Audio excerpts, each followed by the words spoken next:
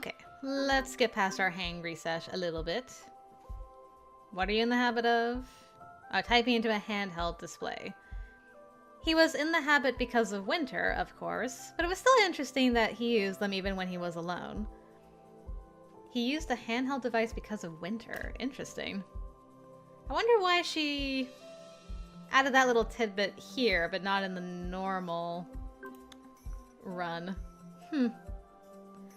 Anyway, we're not flexible, so let's be analytical about this. Well, that was the point, wasn't it? Becoming a pro is why I'm here, you know? Yes, though I... Didn't think I could do it. Early on, I doubted you'd have the motivation. You clearly underestimated how much I do not want to go to Endgame. Though, sometimes I feel like... What is it? I feel like this isn't all that different. I'm no soldier, but I'm no police officer either. Well, it's not as bad as I expected, but still, I'd much prefer to be off somewhere... Poking at rocks and ancient ruins? More or less. Depending how this case turns out, there are plenty of others who may prefer I do that too. I mean, things have turned out a bit more dramatic than I planned, you know? I wouldn't be surprised if some of the people who supported me before may find they would prefer that I stop being so helpful. He chuckled softly, draining his coffee. Well, that's true. But they may not get a say. And they might. Maybe. But I guess it depends how all this ends up. They could end up kicking us all out for picking a fight with the wrong people. Self included. Well, that's a cheery conversation. Alright, what are we dotting? Magnus is like, I'm not a bishop. I could think of quite a few reasons why he might, but I didn't particularly want to pick a fight with him, even though he had told me I needed to do more than solve normal crimes. And here we were. And that couldn't be a coincidence, could it? You really didn't know? I was only aware that your Nathan Powell might be connected to something more significant. I don't know everything, as much as some believe my abilities might afford me that particular side effect. Alright, fine. I'll take that. Why did you come here again? Okay, and we're skipping. So the information about Leon getting into scrapes with Community Sci and Cerna was true. And that was why they were so desperate to find their friend. They were test subjects. And their friend was being used as one again now. That was horrible. Oops. Our little mouse Puck led me on quite the chase, but I believe they were seeking information on the sister project and were unable to obtain it. Instead, they've been looking for people who might have information or might know who does. So why is Domain suddenly trying to get rid of people involved in this project? I assume they're the ones behind some of these attacks? Because the project failed? Oh yes, though it isn't suddenly. As soon as some of their subjects escaped, they began the cleanup. It just wasn't obvious until the collision with your trio. Anyone considered expendable is fair game at this point. And it looks like their project gave them the perfect tool to do so without being noticed. Very clever of them, no? Given the circumstances, it looks like our hypothesis about the support groups being a gateway to the project was correct. That appears to be the case, yes. Okay, and we're back. Just a couple of little changes. Probably no affection. No affection! I mean, resting your head on the shoulder is kind of affectionate, some would argue. I rested my head on his shoulder, watching the lights reflected on the distant water. One day I hoped he reached a point he was able to talk to me about why he worried so much, specifically, not just vague references to being too work-focused. I knew there was some awful experience behind those sad smiles, maybe some harsh breakup. Though he might be the sort of person who didn't like discussing past relationships with new people. Or hearing about them. It felt too early to bring it up either way. As long as I made sure he knew how much I wanted to be with him, then we could talk whenever he was ready. I could absolutely wait. But I did hope that someday he'd talk about it. Reuben and I stood there at the railing for a long time. The silence wasn't at all heavy or uncomfortable, and when we did start walking together again, he kept my hand wrapped in his warm grasp. Aw. We talked a little more about the case on our way home, and then, as we did occasionally, our future as well. A little. Just a smidge. And finally, at home, when we said goodnight, he gave me a pleasant kiss that stayed in my mind long after I was in bed. Aw, well, at least he gave you a little smooch. Even if we didn't smooch him, he smooched us. No other Esper sees Psy the way I do, theoretically. If you take a very broad view of anything, yes, there's a lot to take in. But if you're looking for something specific that stands out, you can block out everything else. Your brain isn't focused on every single item or person in your field of view right now, just the things you're currently focused on. I think it should work like that. I'm saying it doesn't work like that, Morgan. Psy doesn't function the same way your eyes do. How would you know? You don't have any Psy, dummy. I don't know why you're pushing back when no harm is going to come from trying. I'm just saying that if it was as easy as taking a look at the city and pointing to people, we'd be doing it all the time. If I had to identify people by their faces, I agree it would be difficult. But I don't. Ranked Espers should be uncommon in the city to begin with, and this specific combination in particular. Even if I could only identify a lone king rank, that should be our group. I can understand the concept of what you want to try, but harm could come from it. Looking across the entire city without caging smaller locations could overwhelm your Forex system. That's a lot of information being fed directly into your brain. I can see Psy fatigue becoming an issue very fast. Winter is right that Psy is not the same as physically seeing things. The field of view is in all directions and isn't hampered by things like walls or other solid objects. It is a lot more information. Not if I block out everything but the image of everyone's Psy signature. Can you even do that? We won't know unless I try. I don't think it's... You're aware you can't stop me from looking if I want to, right?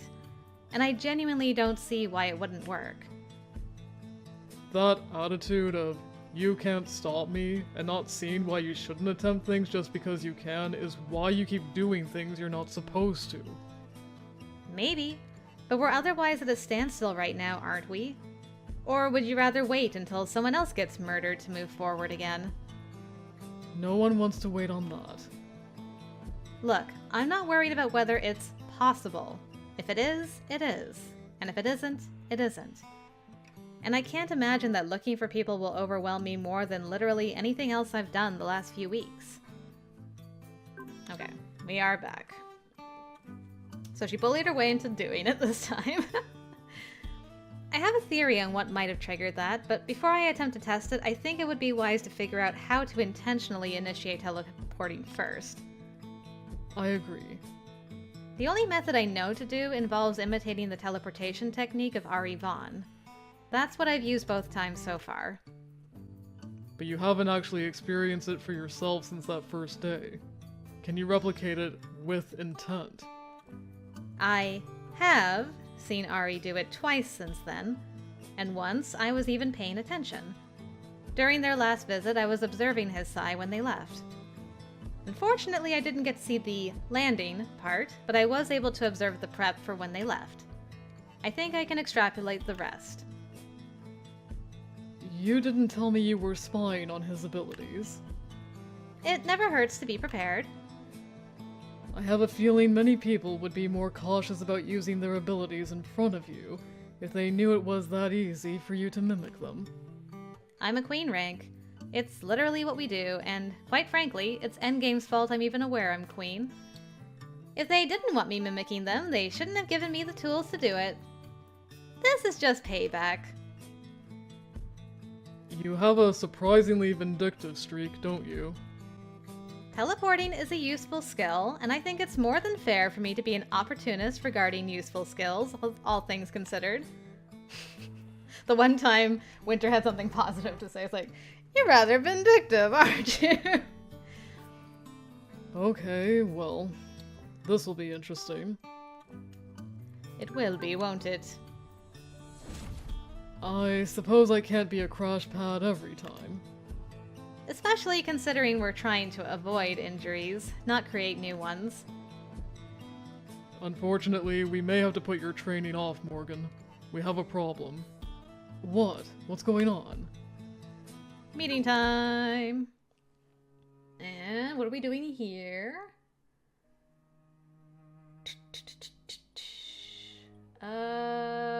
Ooh, we're doing a flexible one. Or not flexible? Hold on. Oh, it says flexible on my walkthrough, but it's actually emotional. I'm gonna put it on hold.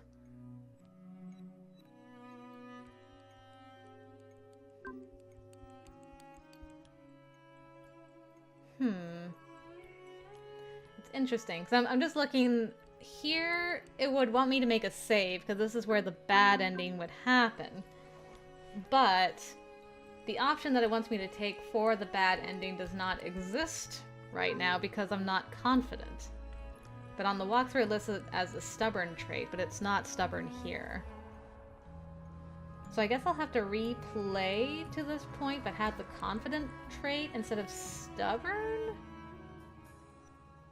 And then hope that works at some point? Sorry, little behind the scenes thing here of like, okay, well that didn't pan out quite what I was doing, but I think we should be fine for doing the emotional thing for now. And then I'll try to get to a point where I can do the bad ending. Previous search strategy was on hold, just double checking. Yes, good, okay. It would seem that my previous search strategy was on hold for the time being, even if I was being sent to the scene of this incident. Frustrating. What use was there in going to question people? I could search for our trio from here, and I doubted I could learn the identities of those they were clashing with, even if I was at the scene. But I suppose their process was their process. I just didn't want this case ripped away when it felt like losing it would mean losing a lifeline I'd been clinging to for so long. Though, as Phil said, it wasn't out of our hands yet. I should try to be patient. I was still standing at Reuben's desk when the agents started filing back into the main office where I was. Reuben and Winter made a beeline for me. This is all different apparently. Sorry about that. You okay? I saw you slip out earlier. Didn't think there was a reason to stay, and I needed a moment to calm down. What happens now? We go to the scene, talk to people, see if we can figure out what happened and where our little trio went. Then we organize our documentation, like Phil said. That's never just a 1 or 2 hour process. I bit my lip, worry hitting full force again. Organizing so the case could be taken out of our hands by Endgame. Reuben paused, tipping my chin up to look at him. Don't look so worried. There will be a lot of people at this scene. Nothing bad is going to happen. I'm not worried about that. It's just... He glanced around the busy room and chanced drawing me into a hug. Cute. I know. For now, there's nothing we can do but manage the situation. But I get it. I pulled away and smiled up at him. Don't worry about me. You have enough on your plate. I'm just frustrated, but I'll be fine. Maybe when we get there I can figure something out, but I'm not sure how much more useful I'll be there than here, honestly. We won't know until we get there. With luck, we'll have a breakthrough before Endgame shows up. Yeah. I tried to tamp down the fear I'd wasted all this time and hadn't helped myself or anyone else. Worrying about it wouldn't change the situation anyway, but it was difficult to push those thoughts away even as we left for the scene of the confrontation. Okay. By the time we arrived, it wasn't as chaotic as I expected. There was damage to some of the shop windows and some rubbish bins. Several smashed or relocated cars, including one that was literally upside down in the street. But fewer people than I'd seen earlier. Winter and Reuben were busy with witnesses and other response team members right away. I was left on a damaged footpath to survey the scene from there. Are we? Not yet. There were psychometric threads everywhere, glowing, entwining, and hopelessly tangled. Some faint, some bright, all a mess of pulsating light. There was probably years' worth of everyday echoes here. How was I supposed to find the ones I need in this jumble? I wandered a distance away from everyone else, letting my fingers trail through a faint thread. Just voices. Random. Old. Nothing useful. I stepped into the street towards a particularly bright knot of threads.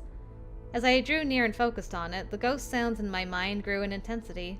There was a crescendo of shouts, screams. People were running, and there was a faint pulse of sigh within the echo. This was it. My fingers touched the bright threads, and the images burst through my mind like watching snippets of a movie. I was used to this already, so it was less jarring than previous attempts. Rather than feeling like I was hit in the face by a pallet of bricks, it was like pausing to watch a series of images. My real surroundings faded back in, and that was it. I was still standing there mulling over what I'd seen when Reuben joined me. I guess he noticed me standing there for a while without moving. What are you seeing? Very little we couldn't figure out without me here to confirm it, or that we didn't already suspect. Our trio encountered the same people they clashed with before. I can still only assume it's domain. It's not like they identified themselves. The two groups saw each other and started fighting. It began in an alley near here and spilled into the street.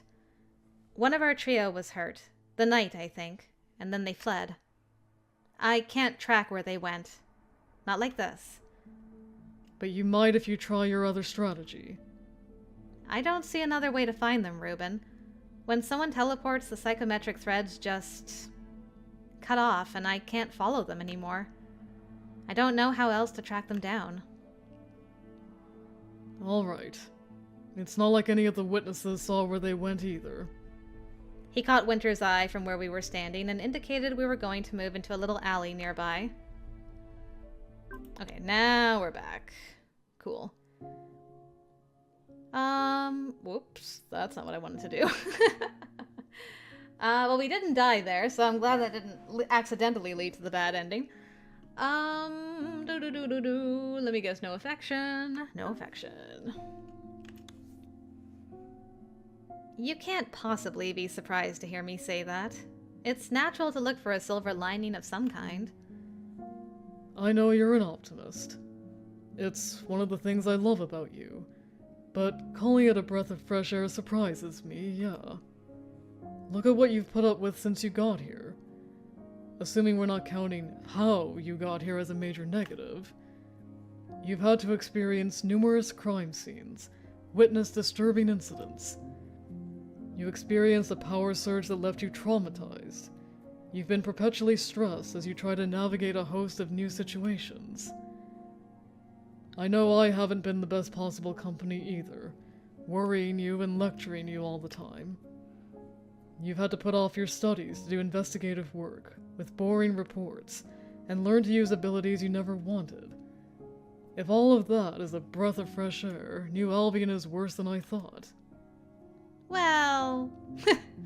He pushed a bit of hair behind my ear, letting his hand linger on my jaw. Being able to cope with things is a good skill, but I won't pretend the fact you have to cope in the first place isn't the problem.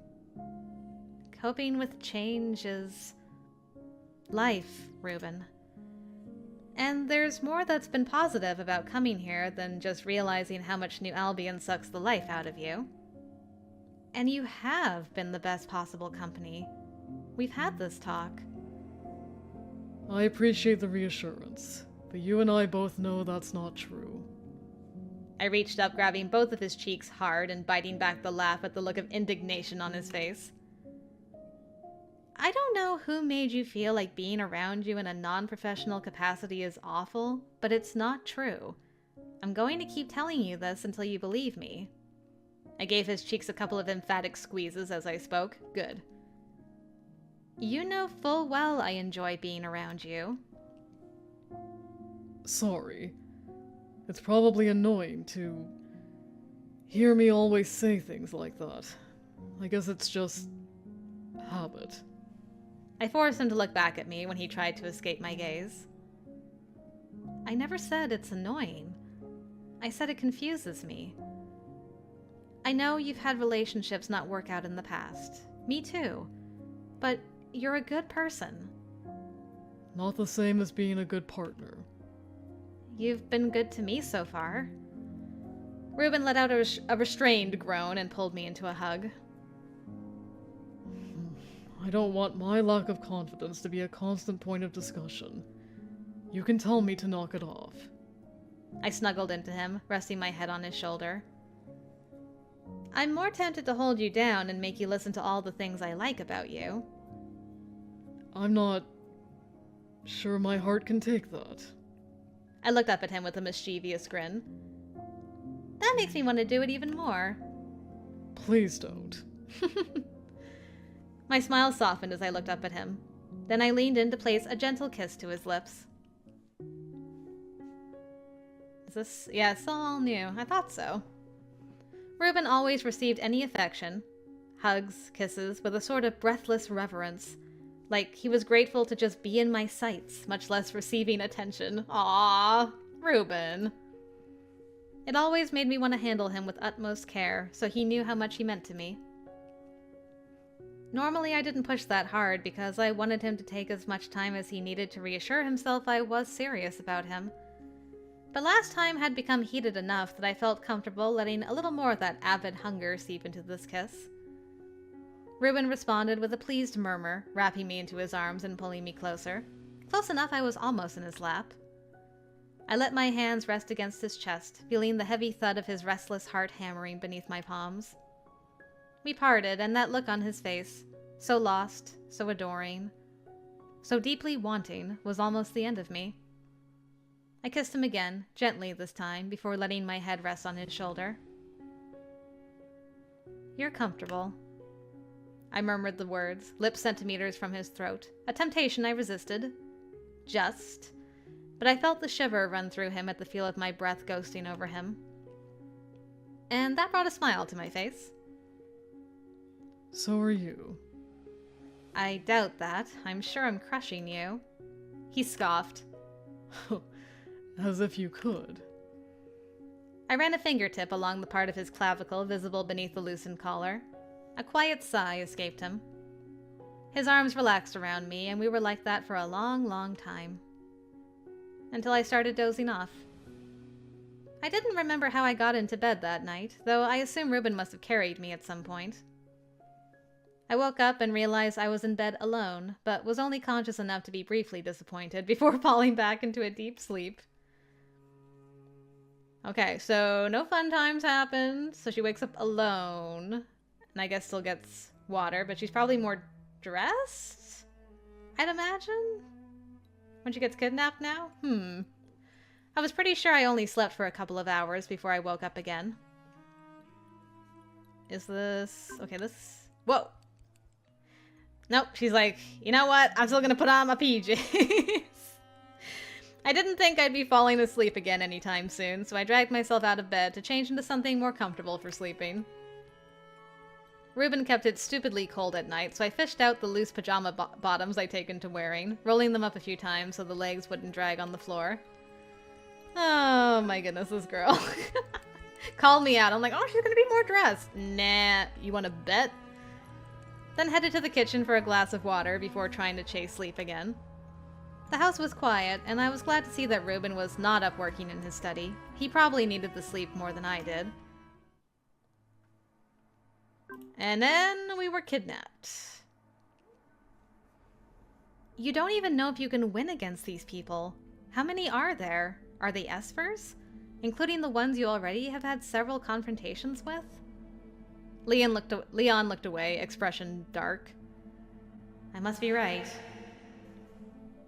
Ashley is family. Our only family. So many others died at the lab. You might not understand, but we watched our friends vanish one by one. We can't lose another one. Everyone turned their back on us. Everyone just lives without realizing what we've lost. We're not going to abandon her again. That's the point. Then we should at least call for help and not try to do this alone. Our nanosystems have already been disabled for years, and I bet they scrambled yours so you can't call out. Yeah, I'm not able to access anything. In any case, we need to figure out where we are first. Okay, and then we continue.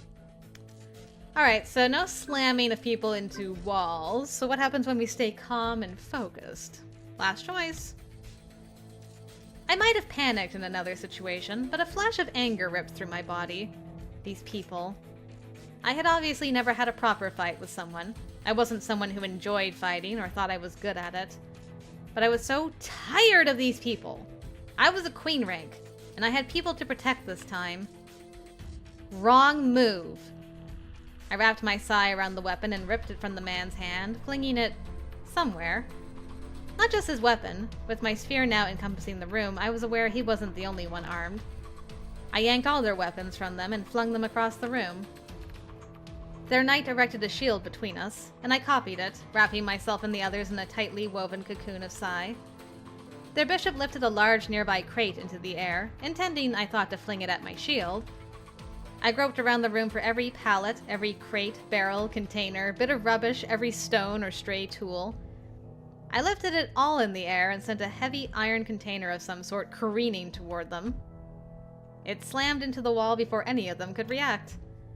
A resounding and painful clang sounded through the building as it tumbled to the ground, only for me to immediately lift it again. Bright sai swirled around the knight, and I didn't know if he was going to attempt an escape or try to teleport to where I was. Ignoring the strain of lifting so many objects, I shoved a wall of sai into his shield with as much force as I could muster. The shield shattered, and he slammed into the wall. I felt a strange crunch that I realized later on was at least one of his ribs. With that opening, before the others could respond, I dropped everything with a terrifying thud and slammed them all back against the wall as well. Then, without missing a beat, wrapped sai around them to send them face first into the ground. I didn't realize Riley had freed Leon and Elisha until the two of them darted past me, restraints in hand. Even if our captors, the ones still able to move, put up a feeble fight, between them and the fact I had a large metal container in the air ready to drop it on anyone who resisted, we managed. I didn't lower the container until everyone was restrained and Leon was sitting on their rook, since we didn't have enough restraints. He gave me an amused but wary look. He's just sitting on him. You know, you're a little scary sometimes. Yeah, I think so too. I mean, I'd argue she did, like, a lot more this time. Like, there was a lot involved with her fight this time around. I was about to check for others in the building when there was a strange drop in temperature, a twist in space. And hello, everybody. It's called self-defense. It's called kicking the shit out of someone. Technically, I didn't kick anyone. You know, they say that using telekinesis on living bodies is extremely dangerous and can cause severe injury. Well, looks like they're right. Maybe more people should think of that before they attack a telekinetic. Wow. Okay. Don't know what the hell you've been through, but I'm glad you didn't have that mentality a month and a half ago. See, you should be thanking me that I only dropped a building on your head. Yeah, things might have turned out differently, huh? Now, can you tell us what's going on? I've informed the medical unit we will be needing their services since no one else seemed inclined to do so. Thanks. Good job, Ari. So passive-aggressive. I love it. Okay, man. And now we're at the epilogue. What's not too bad? A lot of work ahead. That is an understatement. Well, even so, It's not too bad. At least doesn't feel like doom hanging over my head anymore. Now that Magnus has publicly stated you won't be made to join Endgame, and that you've already completed the required training and registration, I think you'll be able to find that new normal we've talked about. Though he still recommended protective custody a while longer. Just to be safe, yes. You are still at the center of a big and complicated situation, after all. He just really likes the two of you together and is like, you should protect her! Forever! In marriage! It's my headcanon. But there's an end in sight now. Speaking of, when are you going to complete your own required training, Mr. Infantry level Esper? Ugh, don't remind me. His new status hadn't really changed anything for him at this point. No accidental use of Psi or anything. But unlike some of us, he was more inclined to follow regulations more closely.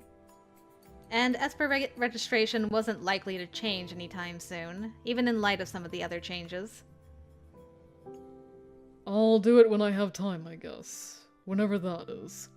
There is way too much to manage right now. You're not wrong. With everything settling, you have a lot of your own decisions to make too. Ugh. Don't remind me about that. Still feeling unsure about things? How did the interview with UC go? Based on what the registration office said, I could start classes again with the new semester if my residence situation is sorted by then. I just had a lot to think about regarding what it means to move past all this. What about the NISA research group? Last night you seemed excited about the possibility of being a part of that. Oh, believe me, I am extremely excited about that possibility. I always thought I'd have to go off-world to see any of the truly interesting archaeological finds. Being able to research some of the places out in the waste was never even on the table. And now that possibility is in front of me as well. Do you even know how incredible some of their projects are? Most of the people in my field would jump through any who presented to have the opportunity I have. An opportunity I had just because Reuben knew Quill, really. But that wasn't what was bothering me. Reuben set his cup down and slid his fingers under my chin, making me look up at him. So, what are you struggling with so much, Morgan? I don't know. I suppose part of me is questioning if I should reconsider my studies and move into something more practical, more useful. I can't believe you don't think the research in NISA isn't useful. Okay, maybe useful isn't the right term. More pertinent to the larger problems in society. You're not obligated to change your life to deal with society's problems. I know that. I suppose I feel a little like it's unfair that I get to pick up after only a minor disruption and have some great opportunity like this. Others had their lives destroyed by all this, and I'm coming through it all unscathed and better than before. You're letting guilt decide your actions? Like, oh, I don't deserve it, girl. No, you can't do that. Nah. Reuben pulled me against him, resting his chin on the top of my head. You are hardly unscathed. Certainly you aren't unchanged. And you don't have to save everyone, save the world, or derail your life because of all this. And if you choose a new path, it doesn't have to happen now. You finally have time to think about it. So enjoy that. Enjoy that you have the space to decide, and don't rush into any decisions. I don't want to rush into it. Besides, I did say I would keep consulting even after this case was over, no matter what else I do. The situation was a little different back then. In our best estimations, I'm not sure we expected it to turn out quite like this. Even so, I think I still want to. And I can't help but wonder if changing my core studies would be helpful for that. You can consult while doing any other career, though. So hold off making any permanent changes to your plans until you have time to really think about it. Promise me that. Good on you, Reuben. Proud of you. I wrapped my arms around him, sighing against his chest as a smile came to my face. Okay, fine. I promise. His arms tightened just a little. Am I still meeting the new babysitters tomorrow? They aren't babysitters. Uh-huh. Despite the recommendation I stay under a protected status like some kind of rare animal, Reuben was being relieved of his responsibilities as my protective agent. Darn! Me and Magnus's plan to get these two together is failing! And I'd be moving under Endgame's care. The new team who would be shadowing me for a few weeks were Endgame agents. It was just until the current case settled down, though. I might have protested a few weeks ago, but after all that had happened, I did believe Magnus was just trying to be cautious for my sake. And yes, we are still meeting them tomorrow. And of course, this weekend will be the last one I get to spend with you for a couple of weeks. Sorry about that. I'm hoping I won't be gone longer than a week this time. Because the moment I was no longer his responsibility, he and Winter had a new case that required travel. Of course. Don't worry about it.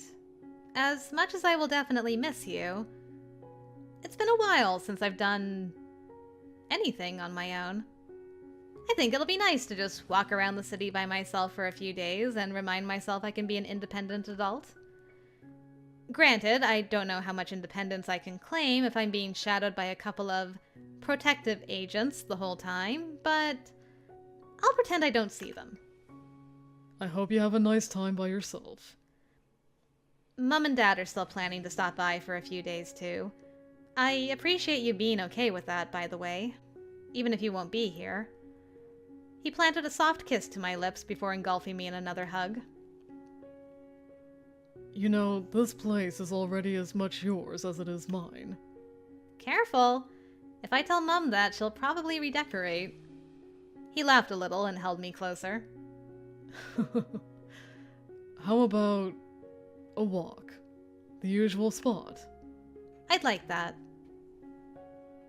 I had to admit that I was looking forward to eking out some normalcy in the days ahead. With Reuben no longer assigned to me, that meant I could technically move out. And we had discussed that. I'd thought long and hard about whether I should. There was a place on hold for me, after all. But I decided to stay, at least for now. The stability was nice, and I'd be spending evenings over here anyway. And everything else could just wait. Reuben was right. Because who could say what the future held? In spite of my abilities. Not me. We could work out what the rest of our future would look like when the future arrived. I was just grateful we'd have the chance to do it. Grateful that, despite the sharp turn life had taken, despite some of the pain and stress, this is where I'd ended up. I was so glad, and that was enough for now. That was sweet. I really liked the ending. There was like the lead up to it, I was like, I don't know about like stubborn Morgan versus stubborn Reuben. But that end where he's like, this place is as much yours as it is mine. She actually stayed with him, which is like one of the rare sweet endings where she actually like stays with the guy instead of like, yeah, I'm gonna move out and, you know, do some things. I like that. I like that a lot, that they're still basically where they were in the passionate ending, just slower, if that makes sense. So yeah, I'm a fan of that sweet ending. It's a good one. It's one of the better sweet endings, I think, for me, anyway. So kudos to you, Reuben. Doing well with your sweet ends. And now I gotta go figure out how I'm gonna get to that bad ending. Fiddle around behind the scenes, and then next time we'll see what his bad ending has in store for us.